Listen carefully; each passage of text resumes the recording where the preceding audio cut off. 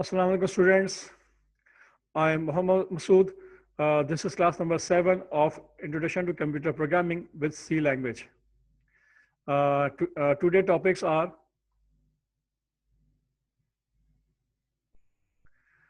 number 1 variable and constant, इसको हम recap करेंगे. Number 2 input and output function, इसको भी हम थोड़ा रिकैप करेंगे. और उसके बाद जो नया टॉपिक है वो है formatted input and output function. तो इन 3 टॉपिक को हमने डिस्कस करना है. जो शुरू के 2 टॉपिक्स हैं ये हम पहले पढ़ चुके हैं, इसको थोड़ा सा हम रिकैप करेंगे. और इसके बाद जो थर्ड टॉपिक है उसको हमने आगे लेके चलना है. तो नेक्स्ट स्लाइड पे आइए. तो ये जो लाइब्रेरी फंक्शन है इनको आज हम पढ़ेंगे. नंबर 1 है go to X Y. Go to X Y function जो है इसका काम ये है कि आप स्क्रीन के ऊपर कहीं पर भी किसी भी लोकेशन पे आप कोई भी चीज़ प्रिंट करना चाहते हैं तो आप प्रिंट कर सकते हैं. याद रखिएगा कि बाय डिफ़ॉल्ट जो हमने भी लास्ट टाइम प्रोग्राम बनाया था तो वो जो भी हम उसको प्रिंट करते थे तो वो स्क्रीन के लेफ्ट कॉर्नर पे प्रिंट किया करता था.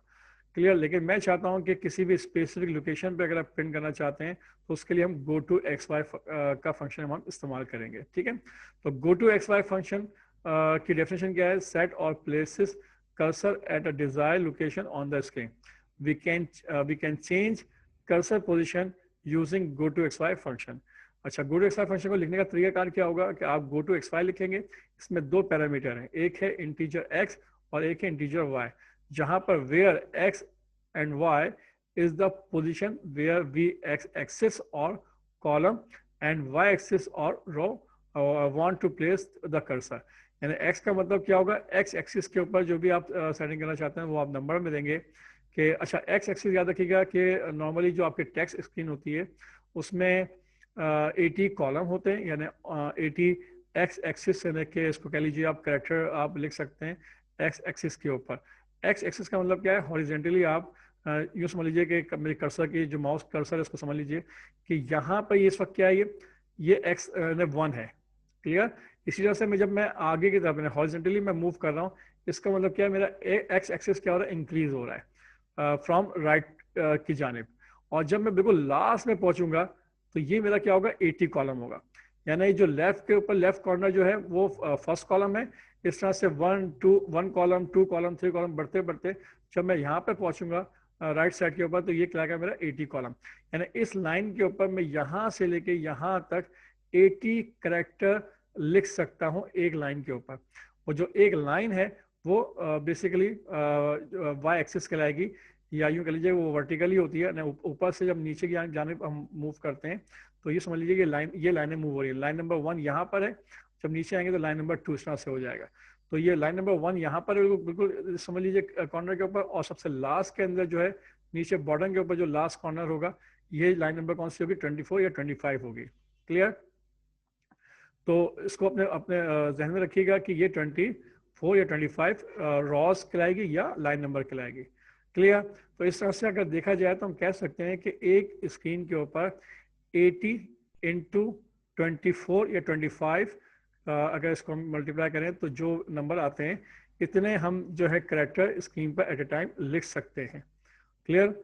तो इस बात को जहन में रखिएगा. तो मैं बाज़ दफ़ा चाहता हूँ कि कोई भी मैसेज मुझे प्रिंट करना है वो स्क्रीन की खास लोकेशन पे प्रिंट करना हो तो किस तरह से प्रिंट करेंगे, तो उसके लिए हम गो टू एक्स वाई का फंक्शन इस्तेमाल करेंगे.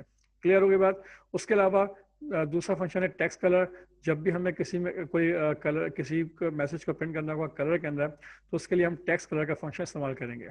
क्लियर हो गई बात. अच्छा, जो कलर यूज़ करेंगे वो इस तरह से होंगे, हमारे पास 16 कलर्स होंगे, यानी कि 0 से लेकर 15 तक. 0 पे आपके पास ब्लैक कलर है, 1 के ऊपर ब्लू कलर है, 2 के ऊपर ग्रीन कलर है, 3 के ऊपर सियान यानी फ्रोजी कलर है, और 4 के ऊपर रेड कलर है. इसी तरह से आपके पास 16 कलर्स हैं. तो मैं आपको आज प्रोग्राम बना के दिखाऊंगा, उसमें डिफरेंट कलर्स को इस्तेमाल करते हुए हम डिफरेंट मैसेजेस स्क्रीन के ऊपर प्रिंट करेंगे और डिफरेंट लोकेशन के ऊपर. ठीक है. अच्छा, जब उनको प्रिंट करेंगे तो याद रखिएगा हम सिंपल प्रिंट एफ इस्तेमाल नहीं करेंगे, बल्कि उसकी जगह पे हम सी प्रिंट एफ इस्तेमाल करेंगे. जो सी प्रिंट एफ है उसका काम ही यही है कि कलर में वो प्रिंट करता है on the screen. The C print f function writes colour output directly to the console under control of the argument format. इसी तरह सी स्कैन एफ है, हम सिंपल स्कैन एफ इस्तेमाल नहीं करेंगे. जब भी हमें कलरफुल हमें इनपुट लेना होगा तो उसके लिए हम सी स्कैन एफ इस्तेमाल करेंगे. तो the C scanner function colour input directly to the console under control of the argument format. तो इस बात को अपने जहन में रखना है कि 4 फंक्शन है जो कि आज हमने पढ़ने हैं, ये basically formatted function input output function कहलाते हैं। तो हम इनको इस्तेमाल करेंगे आज प्रैक्टिकली। तो आगे देखते हैं कि स्क्रीन का जो फॉर्मेट है या स्क्रीन की जो लोकेशन है वो किस तरह से है। याद रखिएगा स्क्रीन की जो रेजोल्यूशन है वो याद रखिएगा 80 कॉलम है और 25 रॉज हैं, ठीक है, यानी 80 इंटू 25 रॉज 80 कॉलम्स। तो इसका जो लेआउट होगा वो इस तरह से होगा कि आप ये जो बॉक्सेस देख रहे हैं, जो लेफ्ट टॉप कॉर्नर है, ये जो पहला कॉर्नर है, पहला जो बॉक्स है, ये आपका कॉलम नंबर 1 कहलाएगा। यानी यहाँ पर आप एक कैरेक्टर लिखेंगे और रॉ नंबर कौन सी कहलाएगी, 1 कहलाएगी। इसी तरह जब कर्सर को आगे बढ़ाते हैं, यानी कि आपका माउस पॉइंटर में आगे लेके जा रहा हूँ, तो ये कॉलम कौन सा हो जाएगा, 2 हो जाएगा, लेकिन रॉ कौन सी कहलाएगी, 1 ही कहलाएगी। इसी तरह से कॉलम 3 है, रॉ 1 है, और लास्ट जो कॉर्नर होगा वो कॉलम नंबर 80 होगा और उसकी रॉ क्या होगी, 1 होगी। इसी तरह से सोन नीचे आइए, जब आप नेक्स्ट लाइन पे नीचे बढ़ते हैं तो वहां पर क्या होगा, कॉलम 1 होगा, लेकिन रॉ कौन सी हो जाएगी, 2 हो जाएगी। इसी तरह से बिल्कुल आप यानी हॉरिजॉन्टली आगे बढ़िए तो ये कॉलम नंबर इंक्रीज होता रहेगा, रॉ 2 ही रहेगी, और सबसे लास्ट में क्या होगा, कॉलम 80 हो जाएगा, रॉ कौन सी होगी, 2 होगी। इसी तरह से जब आप बिल्कुल सबसे लास्ट में आते हैं तो याद रखें ये क्या है, ये लेफ्ट बॉटम जो कॉर्नर है ये आपका कॉलम नंबर 1 कहलाएगा, लेकिन रॉ क्या होगी इसकी, 24 होगी, 24 कह लीजिए या 25 कह लीजिए, ठीक है। इसी तरह से आप जब आगे बढ़ेंगे तो कॉलम नंबर 2 होगा, लेकिन रॉ कौन सी होगी, 24 होगी। और सबसे लास्ट में जब आप जाते हैं तो ये आपका कॉलम नंबर 80 हो जाएगा और ये रॉ नंबर 24 होगी। इस तरह से ये पूरी स्क्रीन का एक लेआउट मैंने आपको बना के दिखाया है, सैंपल एक मॉडल के तौर पर। इसको देखते हुए आप प्रोग्रामिंग करेंगे। क्लियर हो गई बात। अब हम इसको बाकायदा प्रोग्राम हम चला के प्रोग्राम बनाते हैं और इन फंक्शन को इस्तेमाल करके देखते हैं। जब आप इन फंक्शन को इस्तेमाल करेंगे तो इससे फ़ायदा ये होगा कि आपका जो आउटपुट होगा वो थोड़ा सा कलरफुल होगा और बेहतर आउटपुट आप स्क्रीन पर डिस्प्ले या शो कर सकेंगे। तो प्रोग्राम बनाते हैं। किस तरह से बनाएंगे आप प्रोग्राम, तो बिल्कुल आप वहाँ जाइए, टर्बो सी का जो इन्वायरमेंट है उसको आप ओपन करें।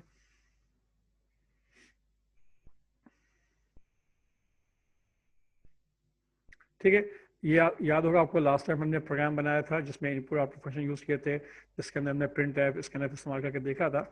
इसको क्या करते हैं, सिंपल एक काम करते हैं, पहले इस प्रोग्राम को हम रिमूव कर लेते हैं।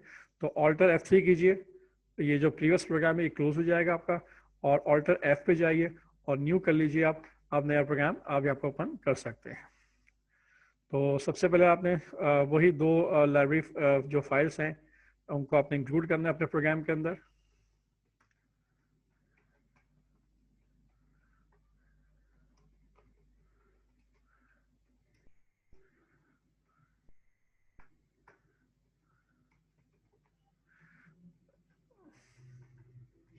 ठीक है, ये आपका बेसिक प्रोग्राम का स्ट्रक्चर है। ऊपर 2 लाइब्रेरी फाइल्स आप इंक्लूड करोगे।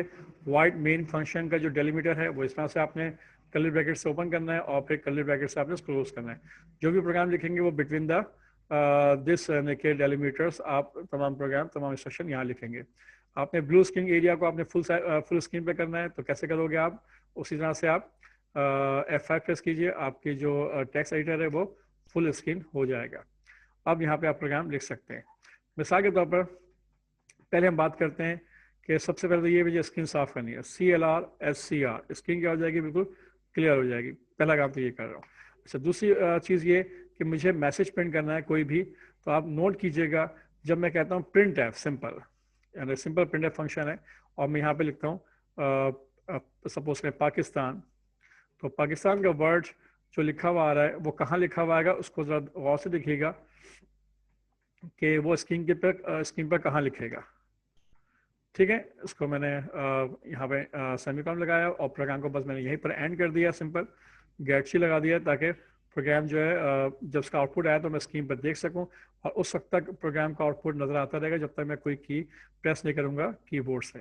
ठीक है, अब इस प्रोग्राम को आप सेव कर लीजिए। आप F2 प्रेस करेंगे, जिसकी शॉर्टकट की है वो F2 है। यहाँ पर आप राइट एरो की प्रेस कीजिए, उसके बाद इसको रिमूव कर दीजिए और यहाँ पर आप नया नाम लिख दीजिए सिंपल। जो हम फंक्शन पढ़ेंगे वो है फॉर्मेटेड फंक्शन। क्लियर, ये मैंने फाइल का नाम रख दिया, इसको एंटर कर दीजिए आप, और अब आप इस प्रोग्राम को एग्जीक्यूट करके देखें जरा। एग्जीक्यूट कैसे करेंगे, जो आपकी शॉर्टकट की है वो है कंट्रोल F9, रन कीजिए। देखें आउटपुट क्या लिखा हुआ है, पाकिस्तान लिखा हुआ है। तो पाकिस्तान जो आपने लिखा है PAKISTAN, ये जो आपने 8 करेक्टर लिखे हैं ये स्क्रीन के लेफ्ट कॉर्नर पे आ रहा है। मैं चाहता हूँ कि ये थोड़ा सा आगे सेंटर में आ जाए, तो कैसे इसको आप सेंटर में करोगे, ठीक है। तो इसके लिए कॉन्सेप्ट ये है कि आपने करना क्या है, आपने उसके ऊपर आपने कर्सर की पोजीशन सेट करनी है। तो इसके लिए जो फंक्शन है वो क्या है, गो टू XY, और यहाँ पे आप पोजीशन सेट करेंगे। मिसाल के तौर पर पहले x को सेट करेंगे, यानी कि आप चाहते क्या है कि 20 कॉलम जो है वो कर्सर आगे सेट हो जाए, और रॉ के बाद से 1 ही रखेंगे आप, ठीक है। अब आप प्रोग्राम चला के देखिए ज़रा। तो देखें पाकिस्तान कहाँ लिखा हुआ है, 20 कॉलम आगे उसने पाकिस्तान को आगे प्रिंट किया है, यानी P जो लिखा हुआ होगा वो 20 कॉलम के ऊपर लिखा हुआ रहा होगा। क्लियर। इसी तरह से अगर आप मुझे पाकिस्तान को थोड़ा नीचे मूव करना है, 20 कॉलम ही रखे है मैंने, लेकिन लाइन नंबर मैंने 5 लिख दी है। तो देखें अब पाकिस्तान कहाँ प्रिंट हो रहा है, इसको देखिए ज़रा आप। ये देखिए पाकिस्तान जो है वो कहाँ आ गया, थोड़ा नीचे आ गया। ओके, यानी कि अब आप पाकिस्तान को नीचे लिख रहे हैं, 5 लाइन नीचे, और ऊपर जो कॉलम जो है वो 20 ही है। क्लियर हो गई बात। तो इस बात को ध्यान में रखिएगा। अब हम बाकायदा इसमें थोड़ा सा एक काम करते हैं कि इसमें हम कलर के हिसाब से भी प्रिंट करते हैं, और हम डिफरेंट पोजीशन को यूज़ करते हुए हम डिफरेंट मैसेज प्रिंट करके दिखाते हैं आपको। मिसाल के तौर पर कि आपने यहाँ लिखा 1 कॉलम 1, यानी 1 कॉलम है और 1 रॉ पे आपने पाकिस्तान प्रिंट करना है, ठीक है जनाब। एक तो ये हो गया। तो इसका आउटपुट कहाँ आ रहा है, देश ये आ गया। अब मुझे पाकिस्तान जो प्रिंट करना है वो राइट कॉर्नर पे प्रिंट करना है, लाइन नंबर 1 के ऊपर। तो क्या करोगे इसके लिए, आप इसके लिए करोगे गो टू XY, कॉलम क्या हो जाएगा आपका 72, ओके। और लाइन कौन सी रहेगी, जो रॉ होगी वो 1 ही है, यानी वाई एक्सिस क्या है 1 है, और जो कॉलम है यानी एक्स एक्सिस जो है वो 72 है। तो अब क्या होगा इसके बाद, जब आप पाकिस्तान प्रिंट करेंगे, प्रिंट F पाकिस्तान, तो देखें अब ये कहाँ पर प्रिंट हो रहा है, और से देखिए। तो अब देखें पाकिस्तान जो प्रिंट हो रहा है वो देखिए बिल्कुल राइट कॉर्नर पे प्रिंट हो रहा है, यानी कि वहाँ पर पाकिस्तान लिखा हुआ आ रहा है। इसी तरह से मैं अगर सेंटर में पाकिस्तान प्रिंट करना चाहता हूँ, तो इसके लिए क्या करोगे आप, गो टू XY, और सेंटर के लिए अगर हम एज्यूम कर लेते हैं कि 25 रॉज हैं या 24 रॉज हैं, तो 12 कर लेते हैं, हाफ स्क्रीन जो है 12 हो जाएगी। और कॉलम अगर सेंटर में रखना चाहें तो हम रख सकते हैं अंदाजा, अगर 80 कॉलम है तो हम 40 कह सकते हैं। लेकिन इस बात को ज़हन में रखिएगा कि आपके पास जो वर्ड लिख रहा है वो पाकिस्तान है। पाकिस्तान के अंदर कितने कैरेक्टर हैं, 8 कैरेक्टर हैं। तो 8 कैरेक्टर का मतलब ये है कि आप 80 में से 8 कैरेक्टर निकाल दीजिए आप। तो आपके पास जो जो कॉलम की जो पोजीशन आएगी वो आएगी, यूँ समझ लीजिए कि 72, और फिर 72 का अगर हाफ करते हैं तो वो आपकी वैल्यू बनती है 36, ठीक है। तो आप तकरीबन आप कह सकते हैं कि 36 कॉलम के ऊपर, और रॉ जो है वो 12 के ऊपर आपने क्या करना है, प्रिंट करना है, प्रिंट F पाकिस्तान। क्लियर हो गई बात। अब आप प्रोग्राम चला के देखें, ये देखिए पाकिस्तान बिल्कुल सेंटर में लिखा हुआ आ रहा है। इसी तरह से मुझे अब बिल्कुल बॉटम के लेफ्ट कॉर्नर के ऊपर मुझे प्रिंट करना है, तो गो टू XY आपने कहा, और कॉलम दिया आपने 1, यानी कि जो एक्स एक्सिस है वो 1 है, लेकिन जो रॉ है वो 24 है, ओके। अब यहाँ पे आप प्रिंट F करते हो, और यहाँ पे आप प्रिंट करते हो पाकिस्तान। तो अब ये पाकिस्तान कहाँ प्रिंट करेगा, चेक करें, कंट्रोल F9 कीजिएगा। देखें आप पाकिस्तान कहाँ आ रहा है, बिल्कुल लास्ट में आ रहा है ना, 24 रॉ पे। आई थिंक 25 पे भी आप करना चाहें तो कर सकते हैं, और उधर भी प्रिंट हो जाएगा, चेक कर लेते हैं। 25 कर लीजिए यहाँ पर, और चला के देखें तो 25। तो इसका मतलब है कि आपकी स्क्रीन के ऊपर 25 रॉज होती हैं और 80 कॉलम्स होते हैं। इसी तरह से अगर लास्ट में बिल्कुल प्रिंट करना है आपने, आपने कहा गो टू XY, आप कह सकते हो कि 72 कॉलम, और जो रॉ है वो 25। रॉ का मतलब क्या होता है, याद रखिएगा, वाई एक्सिस, और कॉलम का मतलब है एक्स एक्सिस, यानी कि 72 कॉलम्स। अब आपने कहा प्रिंट F, और आपने कहा पाकिस्तान। तो अब देखें पाकिस्तान कहाँ प्रिंट होगा, तो बिल्कुल ये देखें लास्ट के अंदर पाकिस्तान प्रिंट हो गया है। अच्छा, अब एक बात और, ये जो मैं प्रोग्राम लिखा है इसमें देखा कि मैंने जो दो फंक्शन लिखे हैं ये बेसिकली मैंने अलग अलग लाइनों पे लिखे हैं। चूंकि कोई भी स्टेटमेंट अगर आपने कंप्लीट करनी है, लिखनी है, तो आप करते हैं उसके बाद सेमीकोलन लगाते हो। तो चूंकि छोटे छोटे फंक्शन है, तो आप चाहे तो दो स्टेटमेंट या दो फंक्शन आप एक साथ एक ही लाइन के ऊपर लिख सकते हैं। यानी आपने करना क्या है, आप लिख दीजिए गो टू एक्स वाई 1,1 पे प्रिंट एक साथ लिख दीजिए। इसी तरह से यहां पर भी कर लीजिए आप। क्लियर? इसी तरह से यहां पर भी कर लीजिए आप। मैं डिलीट से इसको रिमूव करके ऊपर मैं प्रिंट कर रहा हूं। ठीक है, ओके। इसी तरह से यहां पर भी आप देख लीजिए। और इस तरह इससे ये होगा कि प्रोग्राम की जो लेंथ है आपको थोड़ा देखने में आसान भी होगा और इजी आपको लगेगा कि पहले आपने क्या किया, कर्सर की पोजीशन सेट की और उसके बाद आपने प्रिंट कर दिया पाकिस्तान। तो प्रोग्राम चला के देखें, प्रोग्राम में कोई मसला नहीं होगा। आपकी याद रखिएगा सेमीकोलन आपको इस बात की निशानदेही करना है कि एक स्टेटमेंट यहाँ पे खत्म हो गई, यहाँ से दूसरी स्टेटमेंट शुरू हुई है और वो यहाँ खत्म हो गई है, उसके बाद तीसरी स्टेटमेंट ये लिखी है आपने और यहाँ पे खत्म हो गई है, उसके बाद चौथी स्टेटमेंट ये लिखी गई है। तो इस तरह से जो सेमीकोलन में वो प्रॉपर लिखे हुए होने चाहिए। इस बात को आप इंश्योर कीजिएगा कि सेमीकोलन कहीं पर भी मिस मत कीजिएगा, ठीक है, वरना प्रोग्राम के अंदर एरर आ जाएगा। ओके, मिसाल के तौर पर मैं अगर यहाँ पर सेमीकोलन मिस कर जाता हूँ तो प्रोग्राम को मैं कंपाइल करूंगा तो देखें प्रोग्राम में एरर आ रहा है। ठीक है, तो आपने क्या करना है, जब इस तरह का एरर आ जाए तो आप एंटर द की प्रेस करेंगे और उसके बाद जहाँ पे आपने सेमीकोलन लगाना है वहाँ पे आप सेमीकोलन लगा देंगे। क्लियर हो गई बात? तो इस बात को जहन में रखिएगा आप। अब मैं प्रोग्राम चला के दिखाता हूँ। दोबारा से कंट्रोल F9 कीजिए तो देखेंगे प्रोग्राम का आउटपुट उसी तरह से आ रहा है, कोई फर्क नहीं आया। सिर्फ प्रोग्राम आपने एक जो लिखने का तरीका है वो थोड़ा सा डिफरेंट आपने कर लिया है। अब हम यहाँ पे एक काम और करते हैं, वो ये करते हैं कि हमने करना क्या है, पाकिस्तान को प्रिंट तो करना है लेकिन कलर में करना है। फॉर एग्जाम्पल मुझे इसको ब्लू कलर में करना है, तो कैसे करोगे? तो आपने कर्सर की पोजीशन तो go to X Y set कर लिया आपने। यहाँ पर आप क्या करोगे, आप कलर को सेट करने के लिए आप एक फंक्शन यूज करोगे जो कि बता चुका हूँ, टेक्स्ट कलर। अच्छा, कलर की स्पेलिंग जो है COLOR लिखिएगा, COLOUR मत लिखिएगा। जो लाइब्रेरी में फंक्शन दिया गया है वो COLOR के नाम से दिया गया है और आपने कलर दिया, आपने वन का मतलब क्या है, ब्लू कलर। ओके, उसके बाद आप यहाँ पे दोगे C प्रिंट एफ, क्योंकि सिंपल प्रिंट एफ जो है वो सिंपल वे में प्रिंट करता है, जबकि कलर में अगर प्रिंट करना चाहते हैं तो आप लिखोगे C प्रिंट एफ। अब आप जरा चेक करें, जरा कंट्रोल F9 कीजिए, देखें इसका आउटपुट क्या आ रहा है। देख लीजिए आप, पाकिस्तान जो लिखा हुआ है वो ब्लू कलर में लिखा हुआ है। क्लियर? इसी तरह से नीचे आइए आप, यहाँ पर आप लिख दीजिए टेक्स्ट कलर और यहाँ पे आप दे दीजिए नंबर 2 का नंबर दे दीजिए और उसके बाद सेमीकोलन, ये तीसरी स्टेटमेंट लिखिए, उसके बाद आपने कहा C प्रिंट एफ। ठीक है, अब देखें क्या होता है कि जो राइट कॉर्नर में जो पाकिस्तान लिखा हुआ है वो ग्रीन कलर में लिखा हुआ आपके पास आ रहा है। इसी तरह से इधर भी आप कर सकते हैं। आप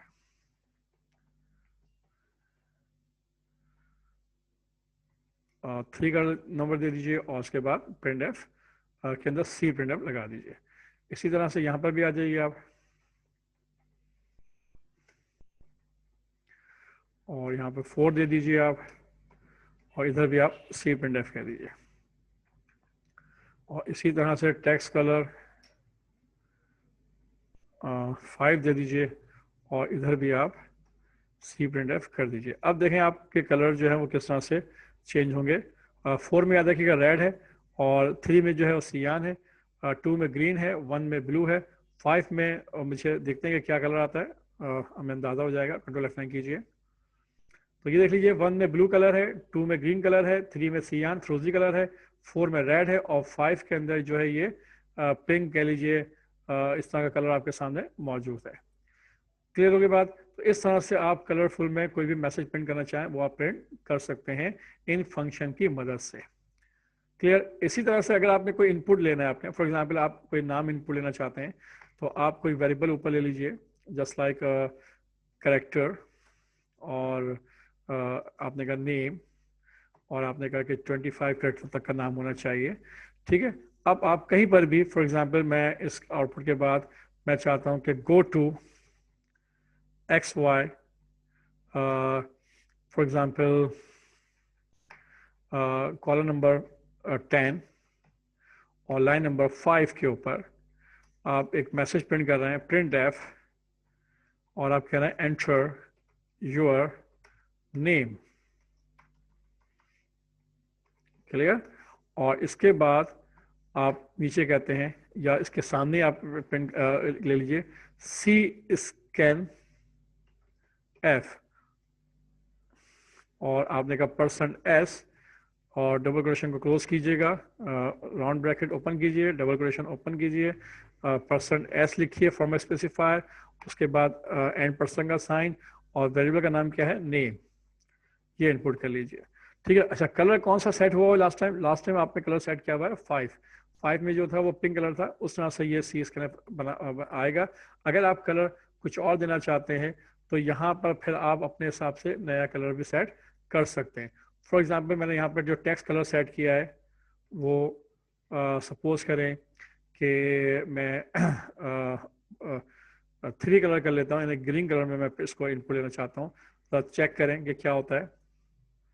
सॉरी, 2 में जो है सी ऑन कर देते हैं, यानी कि फ्रोजी कलर। 2 में ग्रीन है और 3 में सी ऑन कलर है। अब हम इसको एग्जीक्यूट करके प्रोग्राम को चला के देखते हैं। देखिए प्रोग्राम आपका एग्जीक्यूट हो गया, लिखा हुआ है एंटर योर नेम। जो नेम लिखा हुआ है याद रखिएगा वो आपसे का जो नाम है वो सिंपल, चूंकि आपने सिंपल प्रिंट एफ लिखा था तो कोई कलर इस पर अप्लाई नहीं हुआ। लेकिन जब आप इस पर इनपुट देंगे कोई नाम, फॉर एग्जाम्पल आपने कहा कि जी नदीम, तो देखिए नदीम जो आ रहा है वो सी ऑन कलर में लिखा हुआ आ रहा है। क्लियर? आप एंटर कीजिए तो ये आपने नाम इनपुट आपने कर लिया, और जो नाम है वो नेम के अंदर जाके स्टोर हो गया, और उसके बाद प्रोग्राम एंड हो गया। तो इस तरह से आप कलर यूँ समझ लीजिए कि जो है वो प्रिंट कर सकते हैं ऑन द स्क्रीन, या कलर के अंदर आप इनपुट ले सकते हैं। और उसके लिए आप जो है इस्तेमाल करते हैं सी प्रिंट एफ या सी स्कैनएफ फंक्शन। बिल्कुल स्कैनएफ और प्रिंट एफ की तरह ये फंक्शन है। और इसके अलावा अगर आपने कर्सर की पोजीशन सेट करनी है तो वो गो टू एक्सपायर से आप पोजीशन सेट कर सकते हो। तो उम्मीद करता हूँ कि ये आपको प्रोग्राम आपको समझ में आ गए होंगे कि फंक्शन किस तरह से इस्तेमाल करते हैं और किस तरह से इनपुट आउटपुट किया जा सकता है in the C language. Okay, अगर इस प्रोग्राम से बाहर निकलना चाहें ऑल्टर एफ कीजिए और यहाँ से क्विट कीजिए। प्रोग्राम आप सेव करना यस कर लीजिए और उसके बाद बाहर निकल जाइए।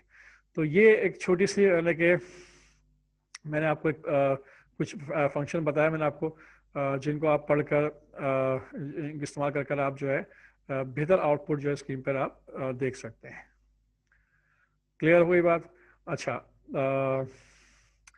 तो अभी आज हमने जो है फॉर्मेटेड इनपुट आउटपुट फंक्शन को हमने देख लिया है। अब हम थोड़ा सा ये देख लेते हैं कि किस तरह से जो है हम जो है कांस्टेंट वैल्यू को किस तरह से कांस्टेंट वैल्यू किस तरह से क्या होती हैं या उन्हें कैसे इस्तेमाल किया जाता है। फॉर एग्जांपल दोबारा से टर्बो सी में जाइए आप।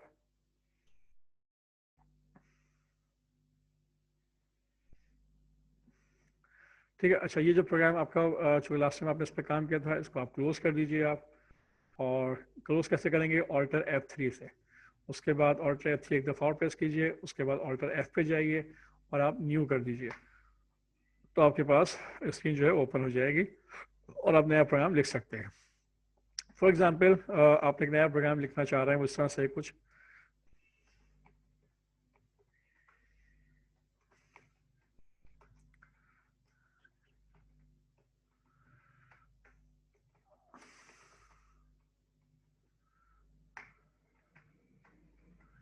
ठीक है। सपोज कि आपने एक वेरिएबल इनपुट लिया, फॉर इंटीजर, एक वेरिएबल ले लीजिए नंबर। ठीक है। अब मैं इस नंबर की वैल्यू को जो है सपोज करें कि या यूँ कह लीजिए कि मैंने एक स्ट्रिंग की मुझे एज इनपुट लेनी है, तो यहाँ पर मैंने वेरिएबल का नाम लिया एज, और इस एज को मुझे कन्वर्ट करना है इनटू डेज के अंदर। ठीक है। अच्छा, उसके लिए मैंने फिर एक और वेरिएबल ले लिया इंटीजर, और मैंने चूँकि एक साल के अंदर जो है जो डेज होते हैं वो 360 होते हैं, तो आपने कहा ईयर डेज इक्वल टू 365, या आपने इसको भी फिक्स नहीं किया, सिंपल आपने एयर डेज में आपने एक वेरिएबल ले लिया। तो ये दो आपके पास क्या है, ये वेरिएबल्स हो गए, एक एज के नाम से और एक एयर डे के नाम से। अच्छा, अब मसला क्या है, मसला ये है कि मुझे दोनों चीज़ें इनपुट लेनी है। तो क्या पॉसिबल है दोनों चीज़ें इनपुट ले सकते हैं आप? तो आप सिंपल प्रिंट कीजिए, प्रिंट एफ, आपने कहा एंटर योर एज, और यहाँ पे आप इनपुट लीजिए स्कैन एफ पर्सन डी और एड्रेस ऑफ एज। तो आप यहाँ पर इनपुट आप देना चाहें, और उसके बाद सबसे लास्ट में गेट ची कर दीजिए फिलहाल। तो याद रखिएगा कि आप इनपुट कर सकते हैं एज को बड़े इजीली, क्योंकि एज जो है एक वेरिएबल है, और वेरिएबल जो है उसकी वैल्यू जो है वो आप चेंज कर सकते हैं during the execution of program. अच्छा, इसी तरह से मैंने कहा integer, sorry, print f how many days in year.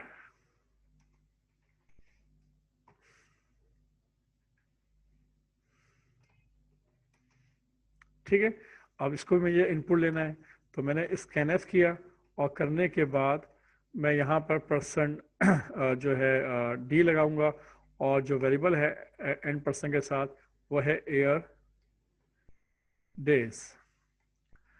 Clear, ये दो चीज़ें मैंने इनपुट ली हैं सिंपल। तो याद रखिएगा, अगर मैं इस प्रोग्राम को एग्जीक्यूट करता हूँ, मैंने एज इनपुट की फॉर एग्जांपल 10 ईयर्स, और इसने कहा how many total days in year, मैंने कहा 365। ठीक है, उसने इनपुट ले लिया और इसको लेके इनपुट ले लिया। लेकिन इसका मतलब ये हुआ कि मैं एयर डेज और एज दोनों वैल्यू इनपुट कर सकता हूँ ड्यूरिंग द एग्जीक्यूशन प्रोग्राम। और यहाँ पर नेक्स्ट टाइम जब मैं डेज एज दूंगा, वो मैं 10 की जगह पर मैं 20 दे सकता हूँ, और जो एयर ऑफ डेज हैं टोटल डेज, वो 365 की जगह पे मैं 360 कर देता हूँ फॉर एग्जांपल। एंटर कीजिए आप, तो मैं ऐसा भी कर सकता हूँ। तो इस वक्त ये जो वेरिएबल्स हैं ये एज ए वेरिएबल्स के तौर पर ये ट्रीट हो रहे हैं, इस बात को ध्यान में रखिएगा आप। ठीक है, लेकिन मैं चाहता हूं कि जो एयर डेज है वो कॉन्स्टेंटली रहने के हों, उनको बाद में चेंज ना किया जा सके। तो फिर आप यहाँ क्या करोगे, आप इस मतलब लाइन से पहले आप कांस्टेंट का वर्ड इस्तेमाल करेंगे। क्लियर, यानी कि ये जो वेरिएबल है एयर और डेज, ये कांस्टेंट है, ये देखिए सिंपल वेरिएबल नहीं है, कांस्टेंट वेरिएबल है। जब कांस्टेंट वेरिएबल हो जाएगा तो इसकी वैल्यू आप चेंज नहीं कर सकते during the execution of program. Clear, इस बात को जहन में रखिएगा। ओके, तो देखिए आप इसने क्या दिया, एरर दे दिया। इसका मतलब क्या है, इसका मतलब ये है कि जब आपने एयर डेज को कांस्टेंट कर दिया है, तो कांस्टेंट वेरिएबल जो है उसको आप इनपुट नहीं ले सकते। तो फिर क्या करोगे आप, उसको फिर यहीं पर ही आप इनिशियलाइज कर दीजिए कि उसकी वैल्यू क्या है, 365 डेज है, और फिर आप इस को जो है आप इनपुट कभी भी नहीं करेंगे। तो जो प्रोग्राम चलेगा, याद रखें, वो आपसे सिंपल एज तो इनपुट लेगा, लेकिन एयर डेज इनपुट आपसे वो नहीं लेगा। वो चीज़ फिक्स हो गई है पूरे होल द प्रोग्राम कि 365 उसकी वैल्यू फिक्स है, वो चेंज अब नहीं हो सकती। यानी कि मुझे अगर अपनी एज को डेज में कन्वर्ट करना है, तो मैं सिंपल यहाँ पे फॉर्मूला लगा सकता हूँ कि मैं कह सकता हूँ कि एक वेरिएबल और ले लीजिए यहाँ पर आप डेज के नाम से, और यहाँ पे लिख दीजिए आप कि एज इक्वल टू, आप कह सकते हैं कि जो आपने एज इनपुट ली है, सॉरी डेज, अगर आपने डेज फाइंड आउट करने हैं, किसी भी एज को कन्वर्ट करना है आपने डेज के अंदर, तो यहाँ पे आपने कहा कि एज को मल्टीप्लाई कर दीजिए किससे, एयर डेज से। क्लियर, तो यहाँ पर डेज आपके कन्वर्ट जो एज है वो कन्वर्ट हो जाएगी डेज के अंदर, और उसके बाद जब आप इसको प्रिंट करना चाहें आप प्रिंट कर सकते हैं। आप कह सकते हैं कि person D air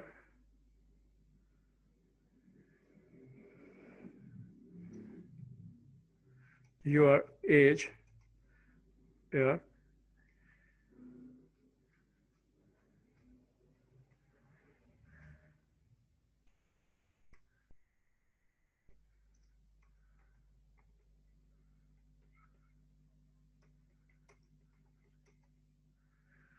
and converted in days percent D आप लगा दीजिए, और इसके बाद आप कहते हैं उन वेरिएबल्स को प्रिंट कर दीजिए।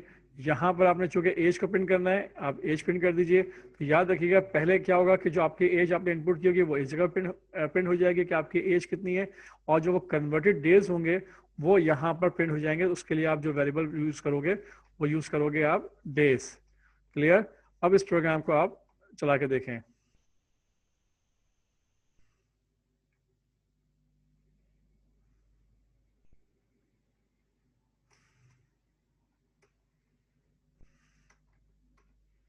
एग्जीक्यूट कीजिए। देखें, अच्छा देखें, एक बात नोट कीजिएगा कि आपका जो प्रीवियस प्रोग्राम का आउटपुट था वो भी स्क्रीन पे नजर आ रहा है, और जो नया इनपुट है वो भी आपके पास स्क्रीन पे आ रहा है। तो आप चाहते क्या हैं कि जब भी प्रोग्राम एग्जीक्यूट हो तो जो प्रोग्राम पे स्क्रीन के ऊपर जो भी ओल्ड आउटपुट है वो बिल्कुल क्लियर हो जाए। तो टॉप के ऊपर शुरू के अंदर आप क्या कर दीजिए, CLR SCR का फंक्शन लिख दीजिए। उससे ये होगा कि आपकी जब जब भी कोई नया आउटपुट आएगा तो प्रीवियस आउटपुट जो है वो स्क्रीन से रिमूव हो जाएगा। खैर अभी फिलहाल आप यहाँ पे एज दीजिए। फॉर एग्जांपल अगर आपकी एज 2 ईयर्स है, फॉर एग्जांपल मैं एग्जांपल के तौर पर दे रहा हूँ, ताकि अगर ये 2 को जब मल्टीप्लाई करेगा 365 से तो इसके जो आंसर आएगा वो 730 आना चाहिए। आप चेक करें तो देख लीजिए, your age 2 years and converted in days your age is 730 days. Clear? अगर इसमें थोड़ा सा मैं प्रोग्राम को थोड़ा सा आउटपुट चेंज करना चाहूँ, पहली बात तो ये टॉप पे क्या कर देंगे आप, यहाँ पर आप लिख दीजिए CLR SCR लिख दीजिए। आप स्क्रीन क्लियर हो गई। उसके बाद यहाँ पर जो है आप लिख दीजिए, ये लिख दीजिए आप। तो अब प्रोग्राम को थोड़ा सा चला के देखें ज़रा, सेव कीजिए F2 से, और प्रोग्राम का नाम रख दीजिए आप वेरिएबल एंड कांस्टेंट। अच्छा, वेरिएबल इस तरह से भी नाम रख सकते हैं, वेरिएबल लिख दीजिए, अंडरस्कोर कर दें और CON कर दीजिए आप, ताकि आपको याद रहे कि वेरिएबल एंड कांस्टेंट का इसमें कॉन्सेप्ट मैंने आपको प्रोग्राम में दिया है। प्रोग्राम का जो नाम रखेंगे सिवाय अंडरस्कोर के अलावा कोई डॉट या स्पेस आप इस्तेमाल नहीं करेंगे फाइल का नाम रखते वक्त। ठीक है जनाब, अब प्रोग्राम को चला के देखें। कंट्रोल F9 कीजिए। आपसे पूछा एंटर योर एज। अब देखें CLR SCR की वजह से क्या हुआ कि आपकी स्क्रीन जो है वो क्लियर हो गई और आपसे इनपुट ले रहा है वो एज। अब आपने एज इनपुट दिए, फॉर एग्जांपल 3 ईयर्स, आपने एंटर कीजिए। अब लिखा हुआ है your age 3 years and converted in days your age is 1095 days old. Okay जनाब, तो ये एक तरह से प्रोग्राम बनाया, मैंने आपको बताया इसमें वेरिएबल कैसे डिक्लेयर करेंगे और कांस्टेंट को कैसे डिक्लेयर किया जाएगा। याद रखिए कांस्टेंट वैल्यू जो है वो कभी भी चेंज नहीं हो सकती। उसको जब आपने एक दफ़ा ऊपर आपने वेरिएबल ले लिया और डिक्लेयर करेंगे तो उसके साथ उसकी वैल्यू भी आप इनिशियलाइज करेंगे उसी वक्त जब आप उसको डिक्लेयर कर रहे होंगे, और फिर उस वेरिएबल की वैल्यू को जो है आप चेंज नहीं कर सकते। उस वेरिएबल से मुराद उस कांस्टेंट वेरिएबल्स की वैल्यू को आप चेंज नहीं कर सकते। क्लियर? तो ये जहन में रखिएगा कि ये कांस्टेंट है, और यहाँ पे आप कांस्टेंट का वर्ड इस्तेमाल करेंगे और उसके साथ ही आप उस वेरिएबल के साथ उसकी वैल्यू भी असाइन कर देंगे, तो ये एक कांस्टेंट वेरिएबल बन जाएगा। और ये जो वेरिएबल हैं, ये एज और डेज, ये सिंपल वेरिएबल्स हैं। इनकी वैल्यू जो है वो चेंज हो रही है। आपने देखा कभी आपने 2 ईयर्स दिया, कभी आपने 3 ईयर्स दिया, और फिर जब 3 ईयर्स को उसने कन्वर्ट किया 365 से, तो डेज में जो आंसर आया वो 720 आया। अगर 2 से मल्टीप्लाई किया, 3 से किया तो 10 समथिंग कोई नंबर आपके पास आया था। तो याद रखिएगा कि एज और डेज की ये वेरिएबल्स हैं, ये चेंज, इनकी वैल्यू चेंज हो सकती है ड्यूरिंग द एग्जीक्यूशन प्रोग्राम, जबकि कांस्टेंट इंटीजर का जो वेरिएबल है इसकी वैल्यू आपने फिक्स हो गई 365, ये कांस्टेंट वेरिएबल कहलाएगा। ये अब होल प्रोग्राम कहीं पर भी इसकी वैल्यू चेंज नहीं हो सकती। क्लियर? तो ये थोड़ा सा कॉन्सेप्ट था जो कि मैंने आपको आज बताया। इसी में अगर आप चाहें तो एक काम और कर लीजिए फिलहाल सिर्फ समझने के लिए, ताकि हम देख सकें। गो टू XY इस्तेमाल कीजिए। आपने लिखा लाइन नंबर कॉलम नंबर 10 और लाइन नंबर 5 पे ये मैसेज प्रिंट होना चाहिए। क्लियर हो गई बात? उसके बाद जो है स्कैनअप ले लीजिएगा। अब जब प्रिंटिंग की बारी आएगी तो आप कह सकते हैं कि यहाँ पर गो टू XY, आउटपुट जो चाहिए वो आपने कह दिया कि वो 10 कॉलम हो, लेकिन लाइन नंबर कौन सी हो, वो 15 हो। और उसके बाद आपने यहाँ पर एक फंक्शन दे दिया अपना टेक्स्ट कलर और इसमें कलर दे दिया आपने, for example number 2 green colour. अच्छा, ग्रीन को आप ऐसे भी ले सकते हैं, GREEN ग्रीन। और उसके बाद आपने जब मैसेज प्रिंट किया उसको आपने सी प्रिंट एफ से प्रिंट कर दिया, तो देखें इसका आउटपुट क्या आता है। ठीक है, इसने एज इनपुट की है, आपने एज दे दी 4 ईयर्स। ठीक है, एंटर कीजिए, देखें your age 4 year and converted in days your age is 1460 days old. तो कलर के अंदर भी प्रिंट करके देख लिया आपने। आपने मैसेज को डिफरेंट स्क्रीन की लोकेशन के ऊपर भी आपने सेट करके देख लिया। जो एंटर योर एज है वो कॉलम नंबर 10 है, लाइन नंबर 5 है। और जो आउटपुट आया your age 4 years green colour के अंदर, वो कॉलम नंबर 10 है, लेकिन लाइन नंबर 15 है। तो इस तरह से आप मैसेज को प्रिंट कर सकते हैं on the screen, different formatted colour के अंदर भी और उसकी डिफरेंट लोकेशन के ऊपर भी। ओके जनाब, तो आज के हमने प्रोग्राम के अंदर हमने वेरिएबल को भी देख लिया एक दफ़ा और कांस्टेंट को भी समझ लिया, उसके साथ जो इनपुट आउटपुट फंक्शन है सिंपल उनको भी देख लिया, just like print F, scan F. और इसके अलावा हमने कुछ formatted function just like text colour और सी प्रिंट एफ और सी स्कैन एफ को भी हमने देख लिया। ठीक है जनाब, इंशाल्लाह अब हम इसको यहाँ से क्विट कीजिए और अब हम नेक्स्ट क्लास में हाजिर होंगे कुछ नए टॉपिक के साथ, ताकि हम जो है आगे और मज़ीद सी लैंग्वेज को एक्सप्लोर कर सकें, डिस्कवर कर सकें, और इसमें जो फंक्शन है किस किस तरीक़े से हम प्रोग्राम बना सकते हैं उनको हम सीखेंगे। ठीक है, तब तक के लिए इंशाल्लाह नेक्स्ट क्लास में हाजिर होंगे। तब तक के लिए अल्लाह हाफ़िज़।